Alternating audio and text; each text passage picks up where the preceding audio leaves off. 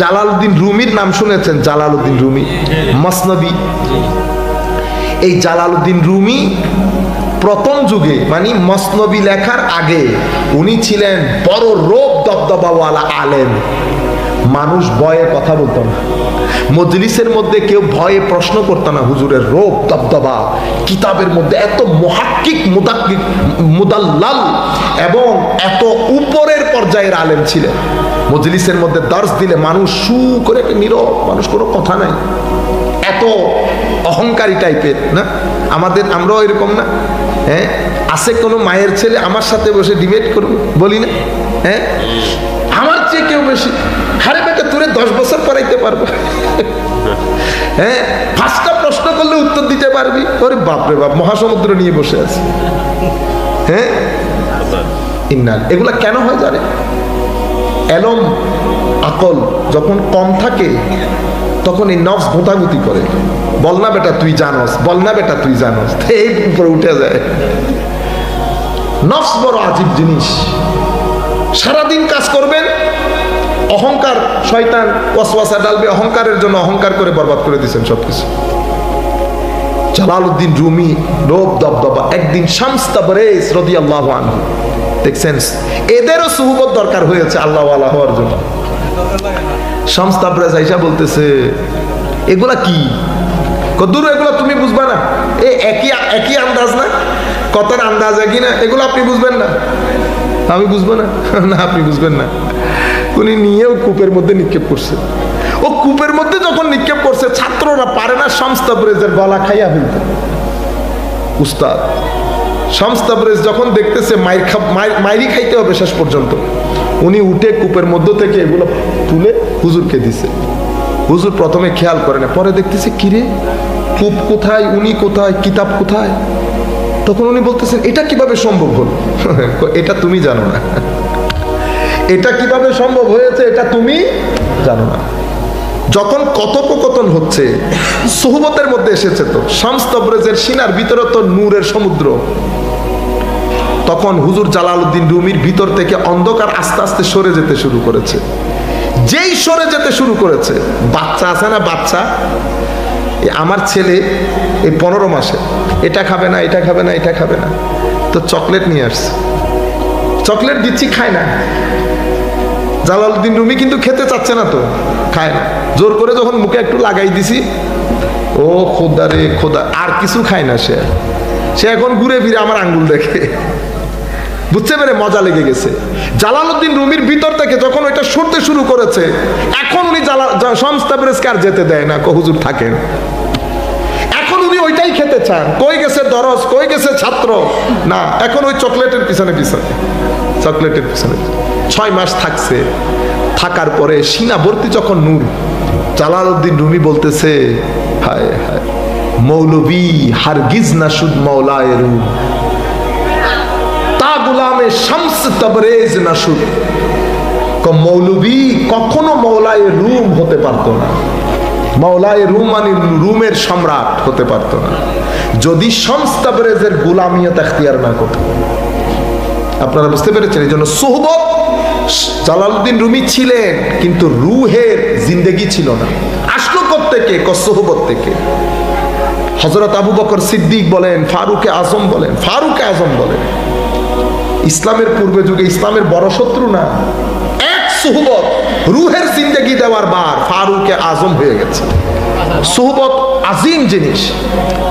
আপনি যখন ভালো মানুষের সাথে থাকবেন, মানুষ আপনাকে, এই জন্য আমার নবী বলছে, কোনো মানুষকে চিনতে হলে তার বন্ধু দেখো, সঙ্গ দেখো, কার সাথে থাকে। আপনি যতই ভালো হন, যদি আপনার সঙ্গ নষ্ট হয়, মনে রাখবেন সুফিয়া ইকরামকে জিজ্ঞেস করতো, হুজুর সবচেয়ে ভালো কাজ কোনটা? ভালো মানুষের সাথে থাকা। কেন? ভালো মানুষের সাথে থাকলে সুহবত মানুষের উপর ওভাবে তাসির করে যেভাবে আবহাওয়া মানুষের শরীরের উপর তাসির করে।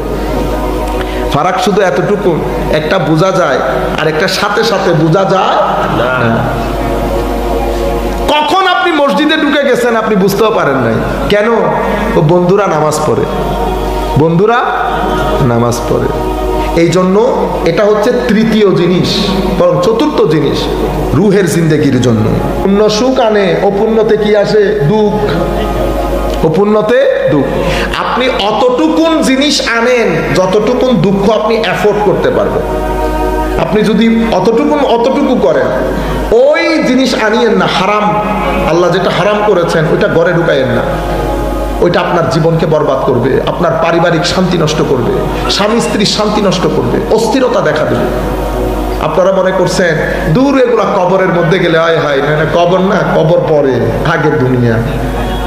এটার মধ্যে আগুন যেটা জ্বলবে সেই আগুনে আপনি নিজেকে অ্যাফোর্ড করতে পারবেন না। ওয়া মান ইয়ামাল সুআন ইউজযা বিহি। আপনি এখান থেকে হিসাব নিকাশ করে তারপরে কবরে যাইতে হবে। সুতরাং কখনো হারামের টাকা ঘরে ঢুকাবেন না, রু মরে যাবে। তাইলে কি বলেছি? তিলাওয়াতে কোরআন। এরপরে তৃতীয় জিনিস যে কাজটা করবেন সেটা হচ্ছে যে সমস্ত রুহানি কিতাব আছে, তাসাউফের কিতাব, কাশফুল মাহজুব, ইহয়া উলুমিদ্দিন, দাকায়েকুল আখবার, কিমিয়াউস সাআদা ইমাম গাজালি, আওয়ারিফুল মাআরিফ, বুনিয়াতুত তালিবিন, রিসালা কুশাইরিয়া, কুতুল কুলুব, লুমা, মানাজিলুস সাইরিন, এই সমস্ত যে তাসাউফের কিতাব বাংলার মধ্যে পাওয়া যায়, আউলিয়া ইকরামের জীবনী, এগুলা পড়বেন। এগুলার মধ্যে রুর গেজা আছে, রুর গেজা আছে। কিছু কিতাব তো মুর্শিদের ভূমিকা পালন করে। কিসের ভূমিকা? মুর্শিদ। কাশফুল মাহজুবকে বলা হয় যে কাশফুল মাহজুব যে করেছে কিতাবই ওই ব্যক্তির মুর্শিদ হয়ে গেছে। আমিও বলতেছি, যিনি বলেছেন হক বলেছেন। কাশফুল মাহজুব মেডিসিনের মতো কাজ করে, ইহয়া উলুমিদ্দিন ইমাম গাজালির মেডিসিনের মতো কাজ করে। আপনি দুই পৃষ্ঠা পরে শুইবেন, আপনার তারপরের দিন দুরস্ত হয়ে যাবে। এগুলা রুহের গেজা দান করে। কেন? কারণ এই সমস্ত আউলিয়া ইকরাম তারা বিতর্গতভাবে জিন্দা ছিলেন।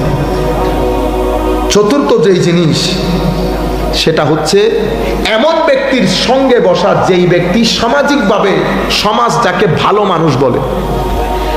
আমি যদি আরো সহজ কথাই বলি, আল্লাহওয়ালা, সত্যিকার অর্থে যারা আল্লাহওয়ালা তাদের সঙ্গের মধ্যে বসবেন। তাদের সঙ্গের মধ্যে তাদের সিনার মধ্যে নূর থাকে। তাদের সাথে বসলে আপনার জীবন পরিবর্তন হবে। জীবন পরিবর্তন হওয়া মানে কি? আমরা সবাই বলি না লাইফ চেঞ্জ হয়ে গেছে। এটার মানে কি? এটার মানে হচ্ছে আপনার জীবনের প্রায়োরিটি পরিবর্তন হয়ে যাবে। আগে আপনার জীবনের প্রায়োরিটি ছিল দুনিয়া, এখন হয়ে গেছে আখেরাত। আপনার জীবনের সামগ্রিক চাওয়া পাওয়ার মধ্যে পরিবর্তন আসবে। প্রত্যেক কিছুর সাথে আল্লাহ আল্লাহ রাসূল জড়িত হয়ে যাবে। আমার আল্লাহ নারাজ হয়ে যাচ্ছে, আমার নবী যদি নারাজ হয়ে যায়। একজনকে একটা বড় কথা বলে ফেলেছেন, হাই খোদা, রাত্রে পর্যন্ত অপেক্ষা করতেছেন, সকালে গিয়ে কখন সরি বলবেন। এই যে আপনার জীবনে সরি বলার প্রতি একটা দুঃখিত বলা, মাফ করে দেন বলা, এই যে একটা চাহত চাহিদা, এটা কি কারণে হয়েছে? ওই সৎসঙ্গের কারণে, সুহবতের কারণে। যারাই বড় হয়েছে সুহবতের কারণে হয়েছে। এরপরে জিকরি ইলাহির ক্ষেত্রে একটা হাদিস বলি আপনাদের জন্য সুবিধা হবে। আমার নবী সাল্লাল্লাহু আলাইহি ওয়াসাল্লাম ইরশাদ করেছেন, আন্না রাসূলুল্লাহ সাল্লাল্লাহু আলাইহি ওয়াসাল্লাম قال من دخل سوقا من الاسواق فقال لا اله الا الله وحده لا شريك له له الملك وله الحمد يحيي ويميت وهو على كل شيء قدير كتب الله له الف حسنه ومحى عنه الف سيئه। এই জন্য আমার নবী ইরশাদ করেছেন, পৃথিবীর সবচেয়ে খারাপ জায়গা বাজার। আমি আগে চিন্তা করতাম বাজার খারাপ জায়গা হবে কেন? ওখানে তো একটা দেশের অর্থনীতি সচল থাকে। পরে দেখলাম আমার নবী আসলে অর্থনীতির দৃষ্টিকোণ থেকে বলেন নাই, আমার নবী সুহবতের দৃষ্টিকোণ থেকে বলেছে। বাজারের মধ্যে 70 ধরনের মানুষ থাকে। এই মানুষগুলোর মধ্যে কে কোন সুহবতের আপনি জানেনও না। আপনি বাজার ঘুরে এসেছে, আপনার শার্টে যেমন ময়লা পড়েছে ভিতরেও ময়লা পড়ে গেছে। সাদা শার্ট পরে গেছেন না বাজারে, আস্তে আস্তে ময়লা পড়তে কিন্তু দেখেন নাই। যখন ঘরে আসছেন তখন দেখতেছেন কলার কালো হয়ে গেছে। ইন্না লিল্লাহ, এখন পরে গেলাম। তাইলে বোঝা যাচ্ছে আবহাওয়ার মধ্যে ময়লা আছে যেটা দেখা যায় না। তো আবহাওয়া থেকে ময়লা যেমন শার্টে পড়ে, সুহবত থেকে ময়লা তেমন কলবের মধ্যে পড়ে। সেই কারণে দেখবেন আপনার নামাজের স্বাদ নষ্ট হয়ে গেছে। আমার নবী সেই কারণে বলছেন, তুমি যখন বাজারে যাবা তখন এই তাসবিহটা পড়বা, লা ইলাহা ইল্লাল্লাহ ওয়াহদাহু লা শারীকা লাহু লাহুল মুলকু ওয়া লাহুল হামদু ওয়া হুয়া আলা কুল্লি শাইইন কাদির। এটা বললে আমার নবী সাল্লাল্লাহু আলাইহি ওয়াসাল্লাম ইরশাদ করছেন, আমার আল্লাহ 1 লক্ষ সওয়াব দান করবে। সুবহানাল্লাহ। 1 লক্ষ গুনাহ ক্ষমা করে দেবে। সুবহানাল্লাহ। আও কামা ক্বালা নবী সাল্লাল্লাহু আলাইহি ওয়াসাল্লাম। তাহলে এগুলার মাধ্যমে রূহের সোয়াব মানে কি? সোয়াব হচ্ছে আপনার রূহের জিন্দেগি, রূহের মধ্যে জিন্দেগি চলে আসে। এরপরে ৫ম নম্বরের মধ্যে খেদমতে খালক, মানুষের জন্য কাজ করা, মানুষের জন্য কাজ করা, মানুষকে সহযোগিতা করা, রূহকে যে কিভাবে জিন্দেগি দেয় আপনি কল্পনাও করতে পারবেন না।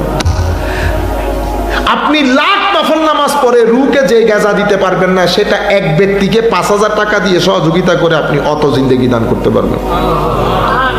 মানুষের জন্য কাজ করাকে আমাদের ধর্মের মধ্যে আজীব এক স্থান দান করা হয়েছে। এই জন্য দেখবেন সুফিয়ায়ে কেরাম, ওদের দরবারে ওনারা জিন্দা থাকতেও, ওনারা দুনিয়া থেকে চলে গেলেও মানুষকে খাওয়ানো, গরিবকে সহযোগিতা করা, এটা সুফিয়ায়ে কেরামের ধর্ম, এটা নবীদের ধর্ম। আমার নবীদের কাছে, আমার নবীর কাছে কোনো কিছু আসার আগে নবী দিয়ে দিতেন। আল্লাহর ওলিরাও পকেটে আসার আগে দিয়ে দেন। আমাদের চট্টগ্রামের এক ওলি হযরত জিয়াউল হক মাঝভান্ডারী, উনি একটু মজজুব টাইপের বলি ছিলেন। মজজুব বললেও ভুল হবে। উনি একবার বন্ধু বান্ধব নিয়ে আসতেছেন রাস্তায়, একজনে ৫০,০০০ টাকার একটা বান্ডিল দিছে, ৫০,০০০ টাকা।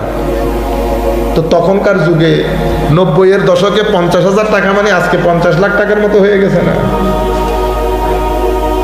আমি হলে কি করতাম, কেউ না দেখে মতো পকেটে ঢুকে বাসায় নিয়ে যাইতাম। সবাই তো এরকমই না।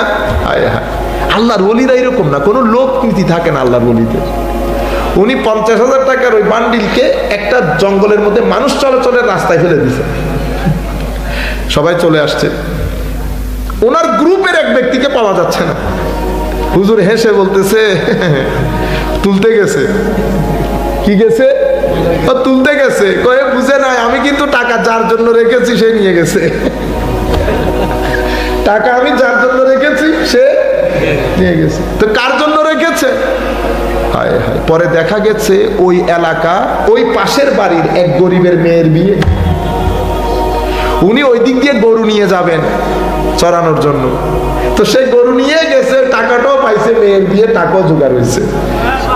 আল্লাহ মেয়ের বিয়ের টাকা এভাবে জোগাড় করেনি। তা আপনারা বলেন টাকা ভূতে জোগাইছে। টাকা কিসে জোগাইছে? ভূতে জোগায় না, আল্লাহ জোগায়। আল্লাহ এভাবে ম্যানেজ করেন টাকা। তো আল্লাহ কি বলেছেন? মিন হাইসু লা ইয়াহতাসিব, এমন ব্যবস্থা করবে তুই কল্পনাও করতে পারবি না টাকার ব্যবস্থা কেমনে হবে। তো মাওলা আমার কি করা দরকার? কত দুনিয়া বাদ দে, তুই শুধু আমার ভয়, ভীতি, খৌফ, খশিয়ত তোর মনের ভিতরে রাখ, সবকিছুর ব্যবস্থা আমি করব। সুবহানাল্লাহ। এভাবে সুবহানাল্লাহ ওয়া বিহামদিহি। এর পরবর্তীতে আমি সংক্ষিপ্ত করে ফেলতেছি একেবারে, ষষ্ঠ যেই জিনিস, আত্মীয়তা। এখানে আরেকটা পয়েন্ট আপনাদেরকে বলি, এই যে মানুষকে দেওয়া, হাসি দেওয়া একটা বিষয় আছে না, ওইটাও তো করতে পারি না। মুখ একটা এমনি বানাই রাখি, 2 মিনিট পর পর, মানে কিছু করতে পারে না।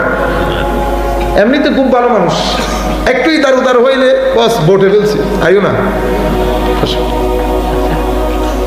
কোনো মানুষকে কখনো গলা ধাক্কা দেবেন না, কোনো মানুষের গায়ে কখনো হাত তুলবেন না, পারতপক্ষে কোনো মানুষকে গালিগালাজ করবেন না, পারতপক্ষে কোনো মানুষের মন ভাঙবেন না। কেন? কারণ এই 4টা জিনিস ওই ব্যক্তির যিনি মালিক উনি অপছন্দ করেন। আপনি কিন্তু ওই ব্যক্তির মালিকের ধরতির মধ্যে থাকেন, এটা মাথায় রাখেন, বেশি চালাকি করতে যায় না।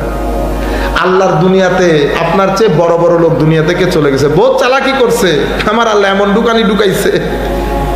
বুঝতে পেরেছেন? কখনো কারো গায়ে হাত তুলবেন না, এটা আমার আল্লাহ অপছন্দ করে। আমার নবী সাল্লাল্লাহু আলাইহি ওয়াসাল্লাম ইরশাদ করেছেন, ধাক্কা দেওয়া, গালিগালাজ করা, মনে কষ্ট দেওয়া, জুলুম করা, এটা করিস না উম্মত। কারণ আমার আল্লাহ বিন্দু পরিমাণ ছাড় দেয় না, লা ইয়াতরুকুহুল্লাহু শাইআ, বিন্দু পরিমাণ ছাড় দেয় না। আর আমার আল্লাহ যখন ধরে, হাদিসে পাকের বর্ণনা হচ্ছে, আমার আল্লাহ দেরি করে কিন্তু ছেড়ে দেয় না। আল্লাহর ওয়াস্তে এই কাজ করবেন না।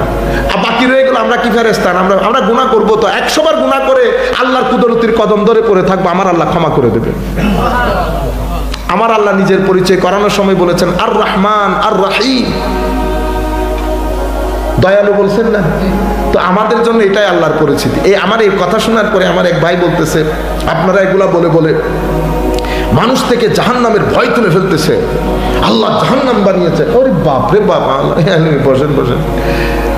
ও আমার মা বাবা বাংলাদেশে আপনাদের তিতাসে বলে না, তোরে যদি আজকে আই তুই করে তোর পিঠের চামড়া যদি আমি না তুলি আমি তোর মা না, বলে নাই? তো তিতাসের কি সব ছেলের পিঠের চামড়া উঠানো আছে? এই পর্যন্ত পৃথিবীর কোন মা তার ছেলের পিঠের চামড়া তুলছে? তুলে না। কেন বলছে?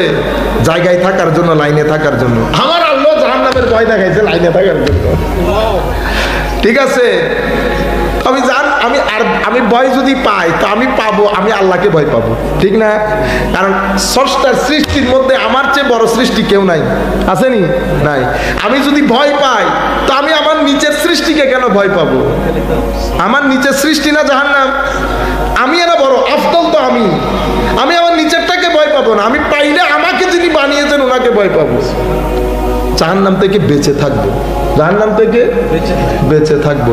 রয়ে গেল ভয়। ভয় তো আমার আল্লাহ, ভয় আমার আল্লাহ। যাই হোক, আত্মীয়তা রক্ষা করা, আত্মীয়তা রক্ষা করা এটা রুহের গেজা। মনে রাখবেন, যদি আপনি আত্মীয়তার সম্পর্ক ছিন্ন করেন আপনার রূহ মরে যাবে। আমার নবী সাল্লাল্লাহু আলাইহি ওয়াসাল্লাম এই জন্য বলেছেন কাতে উর রাহম মালউন, আত্মীয়তার সম্পর্ক ছিন্নকারী অভিশপ্ত বলেছেন আমার নবী। এর পরবর্তীতে আল্লাহর সফর করে আমরা বিভিন্ন জায়গা দেখি না, আমরা কোনো অসুবিধা হচ্ছে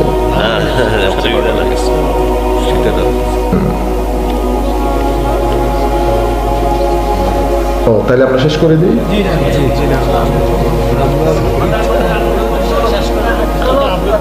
আমি তো আপনাদেরকে বলছি আমার শেষের দিকে আমি আমার মতো করে শেষ করে দেব। আপনারা যদি বারবার আমাকে টাইম স্মরণ করিয়ে দেন তাহলে তো ঝামেলাপূর্ণ বেটা।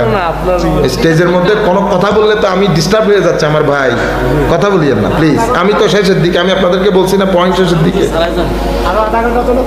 আমার বাড়ি চট্টগ্রাম। চট্টগ্রাম থেকে তিতাস আসতে কতক্ষণ লাগে? অনেক সময় লাগে না? এনে উঠে চলে আসছি, আপনি তো গিয়ে ঘুমাই যাবেন, আমার আবার চট্টগ্রাম যাইতে হবে বা ঢাকায় যাইতে হবে, ঠিক না? তো আমি আইসা যদি ঘন্টা দেড় ঘন্টা আপনি টায়ার্ড হয়ে যান, আমি ঘন্টা দেড় ঘন্টার লোক না। কথা শুরু করতে সময় লাগে, শেষ করতে সময় লাগে। ঠিক আছে, একটু ধৈর্য ধরবেন আর কি। হ্যাঁ, শফিক মুজাদ্দিদি সাহেবকে আল্লাহ ধৈর্য দান করুক। তো বলতে চাচ্ছিলাম আল্লাহর সৃষ্টি দেখা, সফর করা।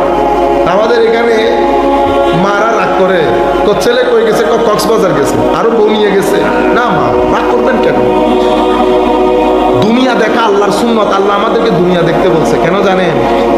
একটা হচ্ছে মুখে মুখে সুবহানাল্লাহ বলা, মুখে মুখে। আরেকটা হচ্ছে আল্লাহর সৃষ্টির সৌন্দর্য দেখে সুবহানাল্লাহ বলা। ওই সুবহানাল্লাহ এখান থেকে আসে না, এটা ভিতর থেকে আসে, ঠিক না? একটা সুবহানাল্লাহ মুখে মুখে, আর একটা সুবহানাল্লাহ অন্তরে অন্তরে। অন্তরের সুবহানাল্লাহ আসে যখন আপনি আল্লাহর সৃষ্টি দেখবেন। এই জন্য আমার আল্লাহ বলছেন সিরু ফিল আরদ। সফর আমার নবীরও সুন্নত, আম্বিয়াদের সুন্নত, আউলিয়ায়ে কেরামের সুন্নত, আমার আল্লাহরও হুকুম সফর করা। সফরের মাধ্যমে আল্লাহর সৃষ্টি দেখবেন, আল্লাহর শুকরিয়া আদায় করবেন, এটার মাধ্যমে রুহের জিন্দেগি নসিব হবে। এর পরবর্তীতে অতিমাত্রায় দরুদ শরীফ পড়া।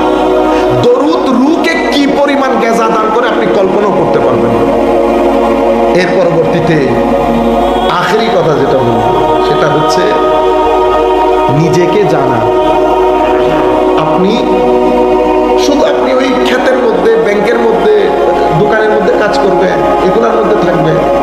যদি এগুলোর মধ্যেই থাকে, সফরটা একবার চিন্তা করবেন। রাস্তা দিয়ে যাওয়ার সময় আশেপাশে কবরস্থান আছে না, মাথায় রাখবেন আজকে থেকে 10 বছর পরে, 20 বছর পরে, ঠিক আজকে 1924 না 1950-এর মধ্যে, বলেন দেখি আমাদের এখানে 2050-এর মধ্যে আমাদের এখানে কে থাকবে?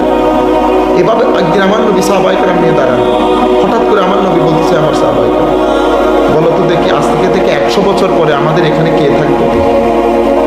এটা বড় আজীব আল্লাহর দুনিয়া। কেউ থাকবো না আমরা, সবাই যার যার মতো করে সফরে চলে যাব। 2050-এর পরে আসা কোনো ব্যক্তি আমাদেরকে স্মরণই করবে না। আমরা 3 জেনারেশন পর্যন্ত, এদিকে দাদা, এদিকে নাতি, আমাদের বাউন্ডারি শেষ।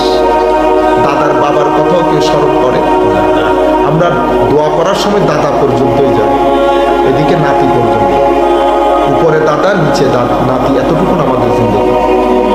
স্মরণও করবেন আমি আসছি, চলে গেছি। এই হাকিকতটা আমরা ভুলে যাচ্ছি। যারা এই হাকিকত চিন্তা করে নিজেকে আবিষ্কার করে যে আপনি শুধু শরীর না, আপনার ভিতরে আল্লাহ রূহও দান করেছে। এজন্য আল্লামা ইকবাল বলছে, আপনি মন মে ডুব কর তাজা সুরাগে জিন্দেগি, তু अगर मेरा नहीं बनता ना बन अपना तो बन। তো তুই তোর ভিতরে ডুব দে, দেখ আল্লাহ কত মণিমুক্তা তোর ভিতরে দান করেছে। মাটি তো মাটি, কিন্তু আপনি কি বললেন, হুজুর স্বর্ণের খনি পাইছে। স্বর্ণের খনি আসমানে পায় না, মাটির ভিতরে পায়। যেভাবে মাটির ভিতরে স্বর্ণের খনি রেখেছেন আল্লাহ, ঠিক সেভাবে আপনার ভিতরেও আল্লাহ মারেফতের খনি রেখেছে। মাটির স্বর্ণের খনি যেমন খোদাই করে করে খোদাই করে করে উদ্ধার করতে হয়, অনুরূপভাবে মারেফতের খনির জন্য খোদাই করতে হয়। আমি আমার কাজের ফাঁকে ফাঁকে সব কাজ করব, ফারাক শুধু এতটুকু হয়ে গেছে, আমি আমার কাজে মত্ত হয়ে গেছি, দেখলে বোঝার উপায় নাই, আমি দুনিয়া থেকে চলে যাব। শুধু আজকে সবাই ঘরের মধ্যে গিয়ে বিছানায় শুয়ে শুধু চিন্তা করবেন, যদি আজকের রাতে আমার মৃত্যুবরণ হয়ে যায়, মৃত্যু হয়ে যায়, মাঝে মধ্যে অনেক ভয় লাগে না, মনে হয় যেন এখনই চলে যায়। শুধু এতটুকু চিন্তা করে দেখেন আমি প্রিপেয়ার্ড কি। আমরা আল্লাহর দরবারে দোয়া করি, আল্লাহ যেন আমাদেরকে ওই অবস্থায় মৃত্যু দান না করে যখন আল্লাহ আমাদের উপর নারাজ থাকবে। আল্লাহ যেন আমাদেরকে ওই সময় মৃত্যু দান করেন যখন আমার আল্লাহ আমাদের উপর রাজি, রসুল আমাদের উপর, এবং আমার আল্লাহ যেন আমাদেরকে সে আন্দাজে জীবন যাপনের তৌফিক দান করেন। রুহের জিন্দেগির প্রতি খেয়াল করেন, রুহের জিন্দেগি আসে এমন কাজগুলা করে, দুনিয়াতেও শান্তি পাবেন, কবরেও শান্তি পাবেন। রুহ যদি মরে যায়, না দুনিয়ায় শান্তি না কবরে শান্তি। যেই ব্যক্তি দুনিয়ার জীবন অস্থির, তার কবরের জীবন অস্থির। আল্লাহ আমাদেরকে স্থিরতা দান করুন, আমাদের ঘরের মা বোনদেরকে স্থিরতা দান করুন, তাদের মাধ্যমে আমাদের ঘরগুলাকে পরিবর্তন করুন। ওয়া মা আলাইনা ইল্লাল বালাগুল মুবিন। আসসালামু আলাইকুম।